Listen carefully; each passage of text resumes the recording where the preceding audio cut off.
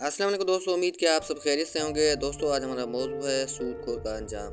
तो क्या है, आइए जानते हैं तफसील के साथ। जो लोग सूद खाते हैं वो खड़े नहीं होंगे, मगर जैसे वो शख्स खड़ा होता है जिसे शैतान ने छू कर दीवाना बनाया। सूद किसे कहते हैं, सूद के नुकसान क्या हैं? सूद के जहाँ अखरवी नुकसानात हैं वहीं दुनियावी नुकसानात भी हैं। सूद से माल में बरकत ख़त्म हो जाती है, आखिरकार वो तंगदस्ती का शिकार हो जाते हैं।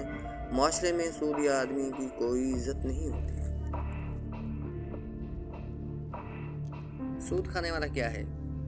हुजूर सैयद मुरसलीन सल्लल्लाहु अलैहि वसल्लम ने सूद खाने वाला, सूद खिलाने वाला, सूद लिखने वाला और उसकी गवाही देने वाले पर लानत और फरमाया कि ये सब इस गुनाह में बराबर के शरीक हैं। सूद और रिश्वत। जिस कौम में सूद आम हो जाए वो गहसारी में मुब्तला हो जाती है, और रिश्वत जिस कौम में आम हो जाए तो दूसरों कुफ्फार का खौफ और रैब उनके दिल में बैठ जाता है।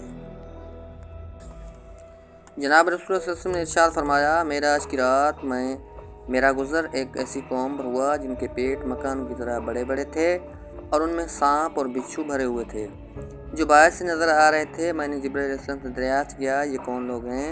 तो जिब्राइल अलैहिस्सलाम ने जवाब दिया, ये वो लोग हैं जो सूद खाते थे। सूदखोर से जंग का ऐलान।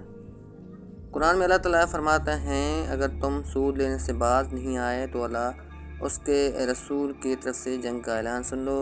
लिहाजा हर मुसलमान को सूद से बचना चाहिए।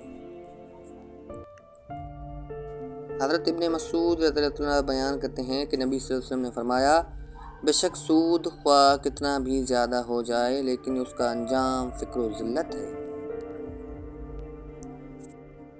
हराम की कमाई अगरचे शक्लें नहीं बिगाड़ती लेकिन नस्लें ज़रूर बिगाड़ देती है। और जनाब जाते जाते ये भी सुनते जाइएगा, हराम हर सूरत में हराम होता है, चाहे वो शोर की शक्ल में हो या फिर सूद की शक्ल में।